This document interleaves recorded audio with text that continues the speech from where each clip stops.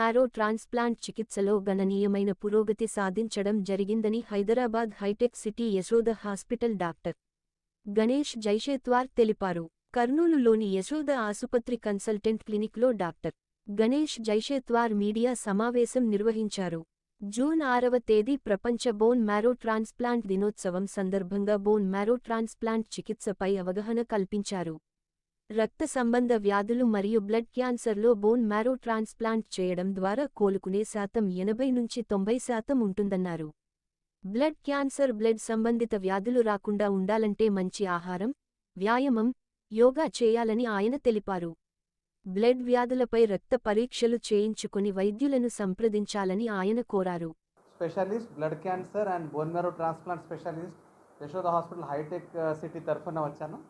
ఈరోజు మనం మీకు అందరికీ రిక్వెస్ట్, ఈ world bone marrow transplant day ఈ సందర్భంగా జనాలు రేపు 6th జూన్లో all over the world bone marrow transplant day అని సెలబ్రేట్ చేస్తారు.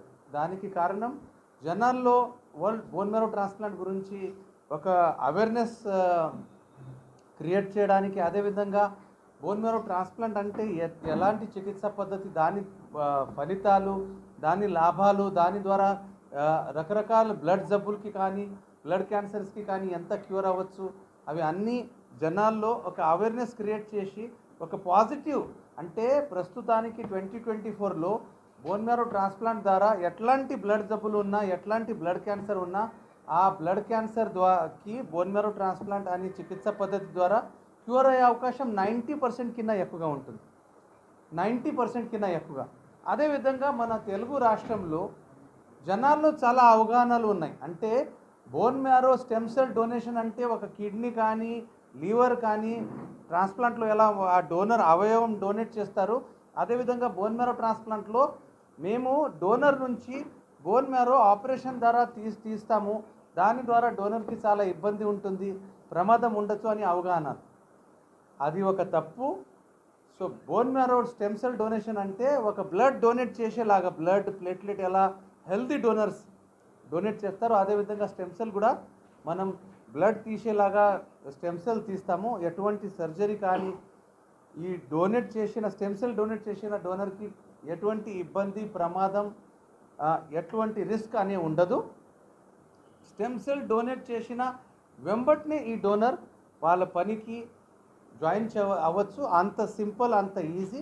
అదేవిధంగా స్టెమ్ సెల్ డొనేట్ చేస్తే పేషెంట్కి అయితే కొత్త జీవితం వస్తుంది, వాళ్ళకి కొత్త పునర్జన్మం, ఒక లైఫ్ ఎవరిది కాపాడే పుణ్యం. అదేవిధంగా స్టెమ్ సెల్ డోనర్కి స్టెమ్ సెల్ డొనేట్ చేశాక కూడా హెల్త్ బెనిఫిట్స్ ఉన్నాయి.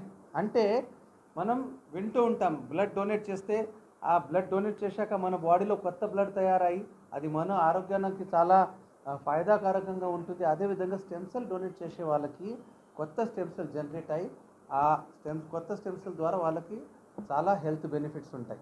అది ఒక మాట. రెండోది, మనం అనుకుంటాము బ్లడ్ గ్రూప్ మ్యాచ్ లేకపోతే స్టెమ్ సెల్ డోనర్ కానీ బోన్ మ్యారో డోనర్ కానీ పనికి రాదు అని. అయితే బోన్ మ్యారో ట్రాన్స్ప్లాంట్లో బ్లడ్ గ్రూప్ మ్యాచింగ్ అబ్సల్యూట్లీ అవసరం లేదు. బ్లడ్ గ్రూప్ మ్యాచ్ ఉంటే మంచిదే, బ్లడ్ గ్రూప్ మ్యాచ్ కాకపోతే ఎటువంటి ప్రమాదం, ఇబ్బంది ఉండదు. బ్లడ్ గ్రూప్ మ్యాచింగ్ ముఖ్యం కాకుండా ఓన్లీ HLA జీన్ మ్యాచింగ్ ముఖ్యంగా పనికి వస్తుంది.